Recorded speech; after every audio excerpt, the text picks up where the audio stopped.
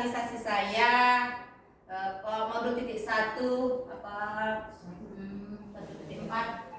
budaya positif yang ada di sekolah kita dalam memenuhi tugas CGP saya.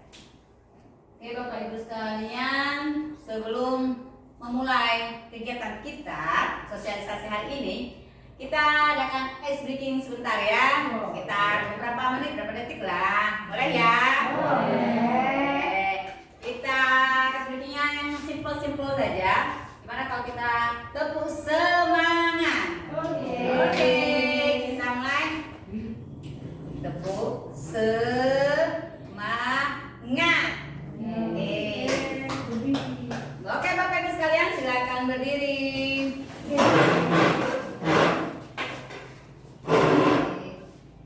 Tepuk semangat.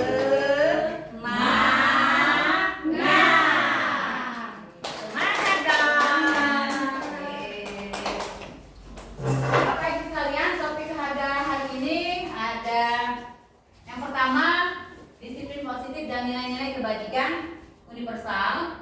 Yang kedua, teori motivasi, hukuman, penghargaan, dan restitusi.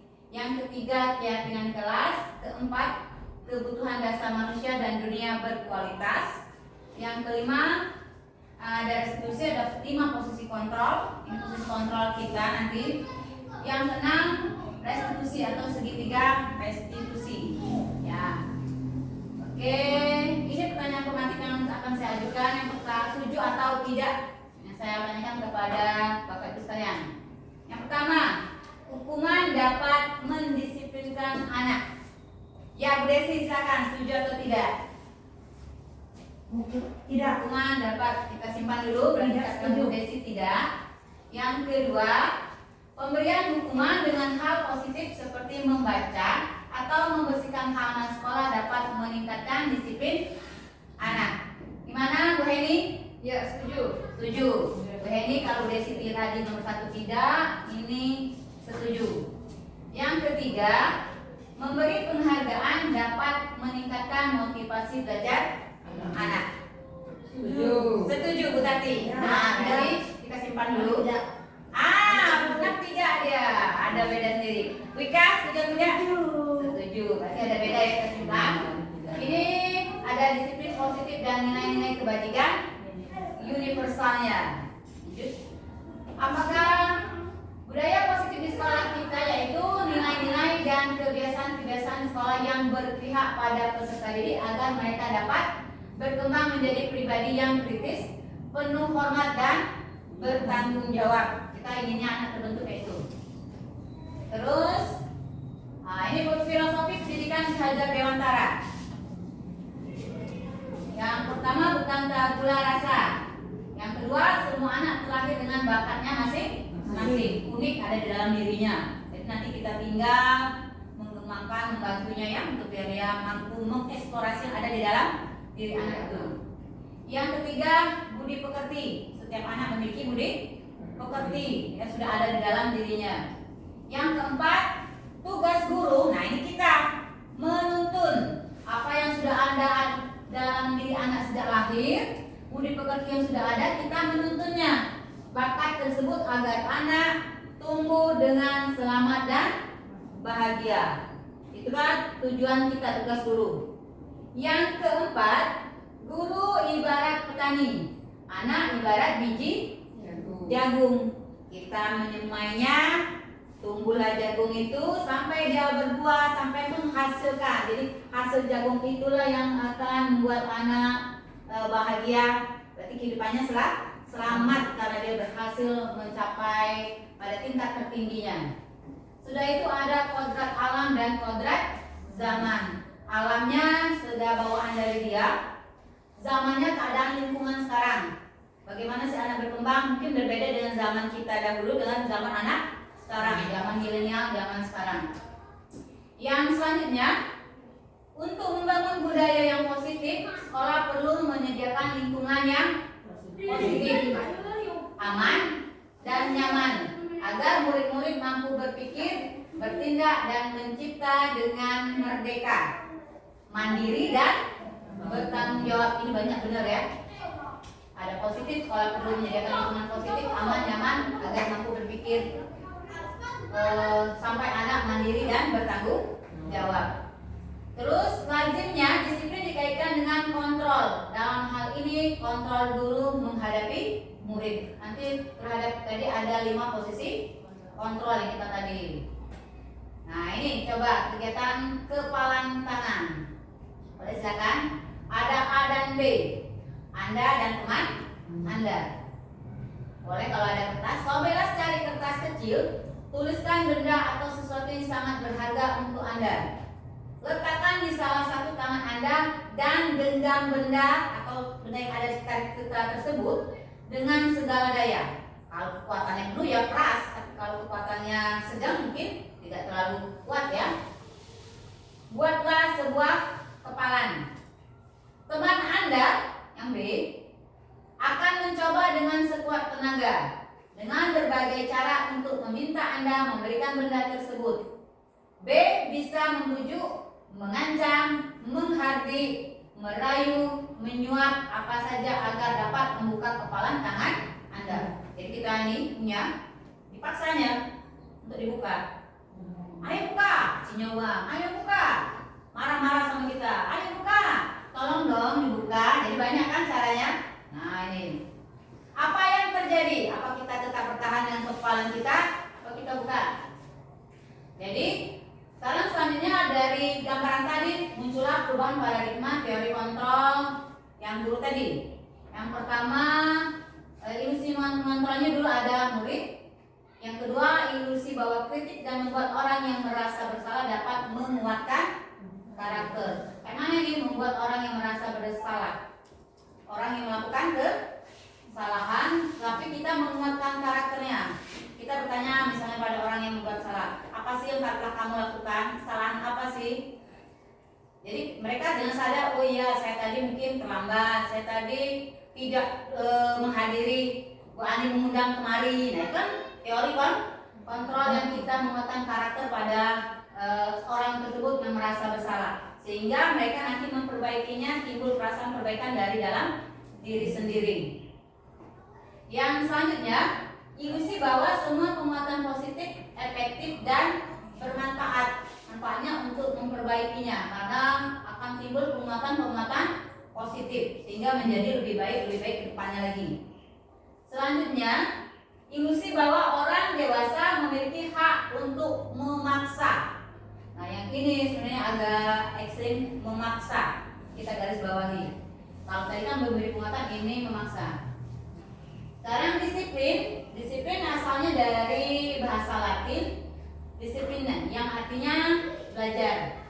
Jadi kita itu sesuai dengan disiplin keterampilan kita.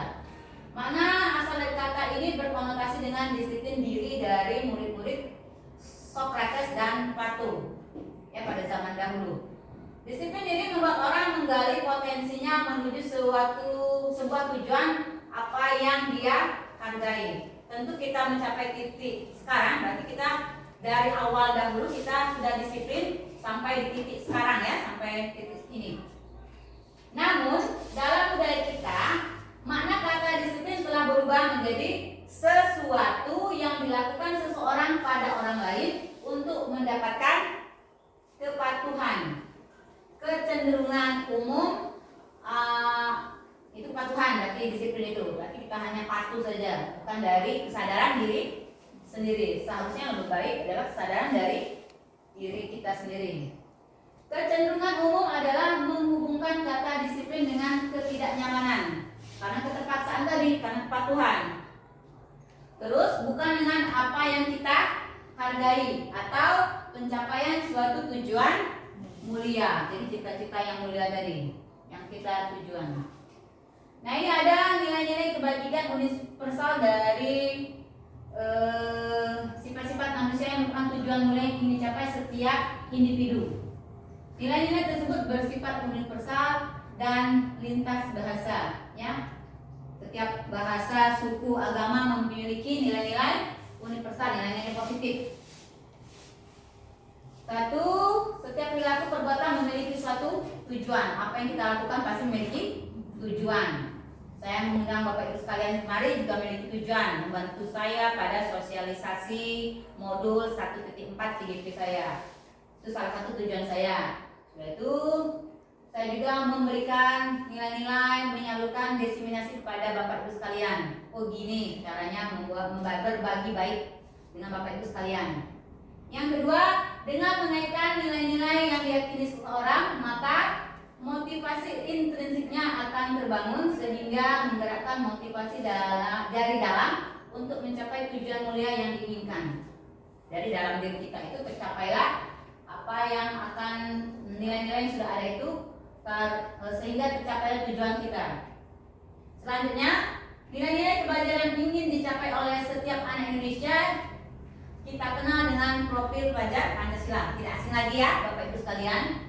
Beriman dan bertakwa terhadap Tuhan Yang Maha Esa dan berakhlak mulia, mandiri, bernalar kritis, berkebinekaan global karena budaya kita banyak dari Sabang sampai Merauke, bergotong royong, saling tolong menolong, dan kreatif. Jadi kita menginginkan anak yang berkreatif, dari barang sekecil pun menghasilkan berbagai jenis untuk macamnya. Selanjutnya teori motivasi hukuman dan penghargaan dan restitusi. Kita lanjut dengan teori motivasi perilaku manusia. Yang pertama, untuk menghindari ketidaknyamanan atau hukuman, apa yang akan terjadi bila saya tidak melakukannya? Berarti ini ada motivasi eksternal dari luar. Kalau saya tidak melakukannya, apa sih akan terjadi? Sedangkan selanjutnya untuk mendapatkan imbalan, sama kayak anak-anak. Kalau kita punya anak, oh kalau dapat ranking 1, 2, 3 nanti ibu belikan sepeda listrik. Ya Bu Desi. Berarti itu motivasi eksternal dari luar karena oh anak tadi pengen mendapatkan hadiah. Yang selanjutnya untuk menghargai diri sendiri. Saya ingin menjadi lebih baik lagi, saya termotivasi, saya ingin berubah menjadi kedepannya semakin baik. Berarti itu motivasi internal. Jadi selanjutnya ini merdeka menurut Ki Hajar Dewantara. Merdeka itu artinya tidak hanya terlepas dari perintah, akan tetapi juga cakap memerintah diri sendiri. Jadi bukan diperintah orang lain, tapi diri kita sendiri yang memerintahkannya. Ya. Nah, dihukum oleh penghargaan. Ini penghargaan berlaku sama dengan hukuman. Dalam arti meminta atau membujuk seseorang melakukan sesuatu untuk memenuhi suatu tujuan tertentu dari orang yang meminta atau membujuk. Jadi kita, ayo kerjakan ini nanti saya beri hadiah. Itu termasuk membujuk juga. Dorongannya eksternal dan akan ada faktor ketergantungan. Jadi kalau tidak diberi hadiah, mungkin dia tadi tidak akan melakukan, tidak mau belajar. Itu berarti ketergantungan. Itu dampaknya sehingga ada dampak panjang, ada dampak pendek. Terutama dampak panjangnya anak nanti tergantung dengan kita, karena kalau diberi hadiah baru dia mau melakukan, tapi kalau tidak akan dapat hadiah. Terus ada penghargaan hukuman. Terus dalam memberikan apresiasi, pengakuan perlu diingat beberapa hal. Beri pengakuan secara khusus. Anak yang sudah bisa membaca, sudah bisa berhitung, kita akan memberikan pengakuan secara khusus. Sudah baik, sudah sangat baguslah, kata kasih jempol gimana. Terus beri pengakuan secara pribadi. Agak beda antara khusus dan pribadi. Gimana Bu Desi, pribadi dengan khusus? Beda. Khusus itu berarti agak dalam khususnya. Oke, nanti kita lanjutin ini membahasnya, tapi beda Bu Desi ya. Yang ketiga, beri pengakuan kepada semua murid. Oh iya, saya senang kelas ini. Berarti itu semua kelas ini, karena kelas kita berarti. Oh iya, saya senang kelas 4. Usia saya senang kelas 6 hari ini sudah hadir semua, sudah mengerjakan tugas dengan baik. Nah, itu berarti pengakuan secara umum. Sudah itu beri pengakuan secara konsisten. Berarti terus menerus kita lakukan. Ya, konsisten terus kita lakukan. Selanjutnya fokus pada Prosesnya kita lihat dari awal dia melakukannya, pada saat dia mengerjakannya, hingga hasil akhir tercapainya tadi. Itu fokus pada proses. Nah ini, kita lanjut pada contoh pengakuan apresiasi kebajikan. Kemarin saya perhatikan. Terus rasa empatimu besar sekali dari kebajikanmu, karena kita ini dari awal mukanya. Situasinya pada saat menolong murid baru di kelas kita perhatikan murid itu yang baru datang, baru masuk di kelas kita. Berarti kita memberikan rasa empati kepada siswa, memberikan perhatian. Terus saya menghargai, berarti itu nilai kebajikan kita berupa kepedulian. Ya, pada saat kamu membantu teman-temanmu di tugas kelompok, nah termasuk salah satu ibu-ibu sekalian, bapak ibu sekalian membantu saya, berarti itu masuk nilai kebajikan karena telah membantu saya. Sekarang tindakan guru, saya lihat mencatat 100 kali di dalam buku tulis, saya tidak akan terlambat lagi. Kira-kira itu hukuman atau konsekuensi? Gimana Bu Desi? Hukuman atau konsekuensi? Saya tidak akan terlambat lagi. Konsekuensi. Karena saya tidak akan terlambat lagi. Karena terlambat ke sekolah. Mencatat. Kalau saya terlambat, saya akan mencatat di buku 100 kali tulisan. Saya tidak akan terlambat. Banyak-banyak buku itu. Hukuman. Terus lari mengelilingi lapangan basket 2 kali karena terlambat hadir di sekolah. Hukuman ya? Ya. Murid diminta untuk push up 15 kali karena tidak menggunakan masker ke sekolah. Hukuman juga. Menggantikan kertas tugas teman yang telah dicoret-coret. Konsekuensi karena kita telah merusak ini teman tadi. Jadi kita dapat ini, nggak harus menggantinya. Yang ini, membersihkan tumpahan air di meja tulis karena tersenggol pada saat belajar. Konsekuensi. Yes, konsekuensi. Ada air tumpah, kita harus bersihkan. Itu konsekuensi karena kita menumpahkannya. Yang selanjutnya, murid disuruh untuk mengenakan sepatu seharian di sekolah karena tidak mengenakan sepatu hitam. Karena ini peraturan sekolah ya, sudah tertera dengan jelas ini. Yang selanjutnya, lari mengelilingi lapangan basket 2 kali karena terlambat 10 menit untuk pelajaran BJWK. Hukuman. Oke, ini ya, hukuman, konsekuensi, hukuman dan konsekuensi. Terima kasih Bapak Ibu sudah sangat baik untuk hari ini. Sekarang selanjutnya restitusi. Restitusi adalah proses menciptakan kondisi bagi murid untuk memperbaiki kesalahan mereka. Sering di kelas kita ada siswa yang nakal, yang sering terlambat, tidak memakai pakaian seragam, ya banyak tuh. Sehingga mereka bisa kembali pada kelompok mereka menjadi siswa yang berkarakter baik lagi. Jadi restitusi juga merupakan proses kolaboratif yang mengajarkan murid secara untuk mencari solusi dari masalah mereka sendiri. Jadi kita berdiskusi dengan murid, memperbaiki murid tersebut agar siswa bisa mencari solusi dari masalah yang terjadi yang mereka buat. Selanjutnya ini ada sesuatu yang menyakitkan harus terjadi, sesuatu harus terjadi. Oke. Ciri-ciri restitusi. 1, bukan untuk menebus kesalahan, namun untuk belajar dari kesalahan. Sama tadi, ada siswa terlambat, kita panggil dulu, mungkin kita tanya, kenapa kamu terlambat? Mungkin dia jawab, karena saya tidur kesiangan Bu, saya malam nonton. Nah, nanti kita tanya, bagaimana cara kamu menyelesaikan biar kamu tidak terlambat? Mungkin dia, saya pasang alarm Bu, saya akan meminta ibu saya. Nah, itu cara restitusi. Jadi kita memperbaiki hubungan, tawaran, kita akan menawarkan kepada siswa. Bagaimana cara kamu memperbaikinya agar kamu tidak terlambat. Jadi kita menuntun anak untuk melihat ke dalam diri agar dia menjadi lebih baik lagi. Restitusi mencari kebutuhan dasar yang mendasari tindakan. Restitusi adalah cara yang paling baik karena dari kesalahan itu kita bukan menghakimi anak, tapi kita membuat anak menjadi lebih baik lagi, karakternya lebih baik.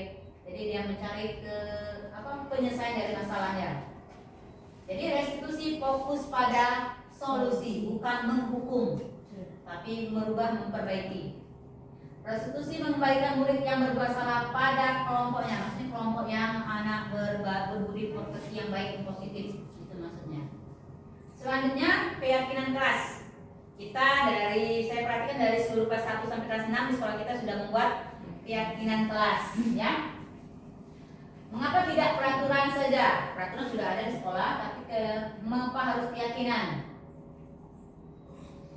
Mengapa kita memiliki peraturan harus menggunakan helm? Oke. Mengapa kita memiliki peraturan 3M, masker, mencuci pada waktu kita COVID? Terus mengapa kita memiliki peraturan harus datang tepat pada saat mengikuti pelatihan? Atau kita sekolah kan harus datang juga sebelum 7:30. Jam 7 sudah berangkat di rumah. 8 sudah di kelas, ya. Itu salah satu ketaatan kita. Untuk mendukung motivasi intrinsik, kembali ke nilai-nilai atau keyakinan-keyakinan lebih menggerakkan seseorang dibandingkan mengikuti serangkaian peraturan-peraturan. Nah, ini budaya positifnya. Jadi peraturan kelas, keyakinan kelas, lingkungan sekolah yang positif, dan akhirnya kita menjadi budaya positif di sekolah kita ini. Jadi setiap anak menjadi kebiasaan-kebiasaan baik.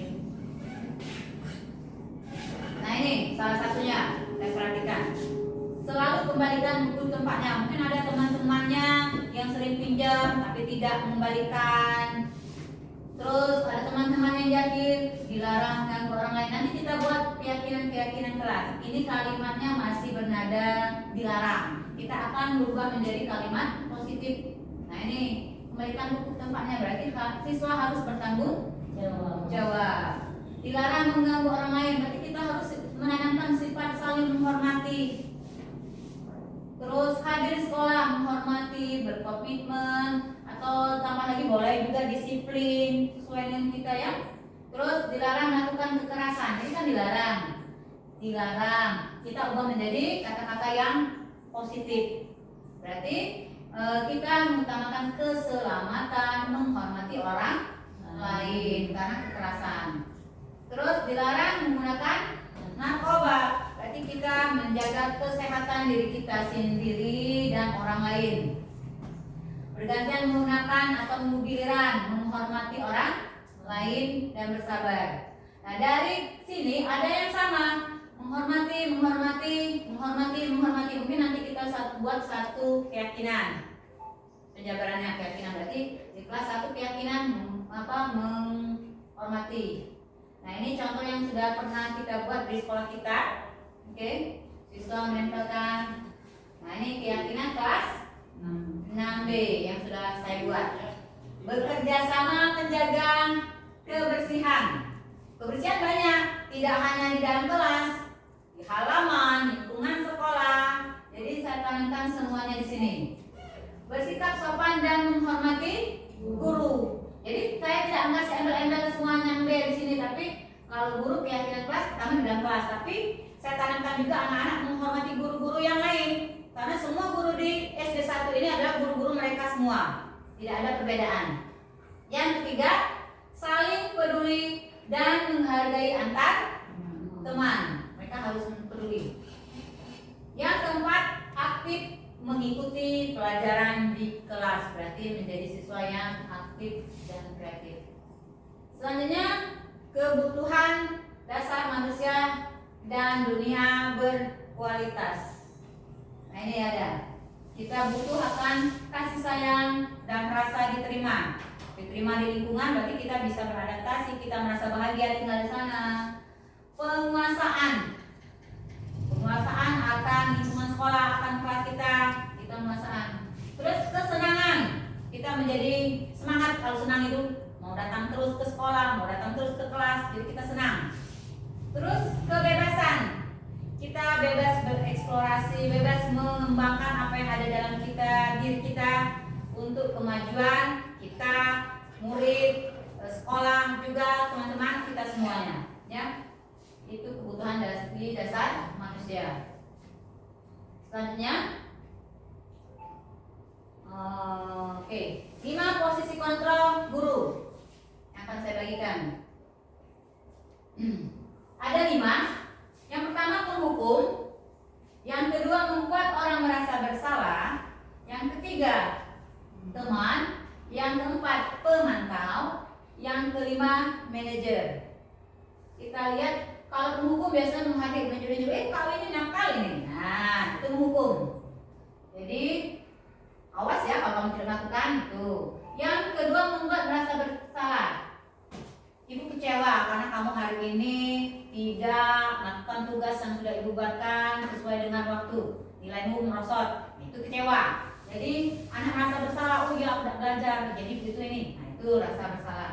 Teman, ayo kamu lakukan ini demi ibu ya. Nah, itu sebenarnya gimana ya? Dekat tapi menurut saya kurang baik juga. Yang keempat pemantau. Guru hanya melihat siswanya saja tanpa memberikan masukan, bimbingan, mendukung siswa. Itu hanya posisi pemantau. Jadi hanya melihat pemantau. Yang terakhir manajer. Nah, yang inilah yang sebaiknya kita lakukan, memanajer siswa kita. Jadi kita memberitahu siswa yang bermasalah tadi, bukan kita mengarah dengan mereka. Apa sih kamu ini salah ini? Tapi kita apa yang kamu buat, bagaimana solusinya, itu manajer. Jadi kita mengajak siswa kayak berkolaborasi, berdiskusi, menyelesaikan permasalahan. Jadi siswa juga agar kamu mendapatkan juara, bagaimana cara kamu? Oh iya bu, saya mungkin harus belajar lebih giat lagi. Nah itu kan salah satunya. Jadi timbul motivasi dirinya sendiri untuk memperbaiki dirinya. Selanjutnya segitiga restitusi. Ini sering terjadi di kita, pasti ini. Ada cara lebih efektif, ada segitiga restitusi. Nilai apa yang telah kita sepakati, ingin menjadi orang seperti apa sih? Nah kita tanyakan pada siswanya. Terus kamu bukan satu-satunya yang pernah melakukan ini, atau setiap orang pasti pernah melakukan kesalahan. Ini pertanyaan-pertanyaan yang akan kita tanyakan kepada siswa yang mungkin siswa itu membuatkan suatu kesalahan. Ya. Selanjutnya, oke.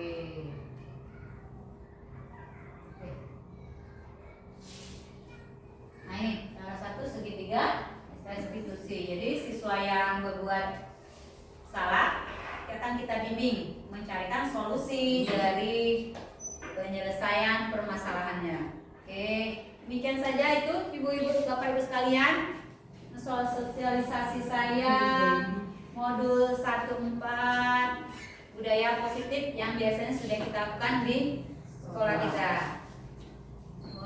Untuk hari ini saya rasa cukup dan terima kasih waktunya. Saya akhiri, wabillahi taufiq wal hidayah. Wassalamualaikum warahmatullahi wabarakatuh.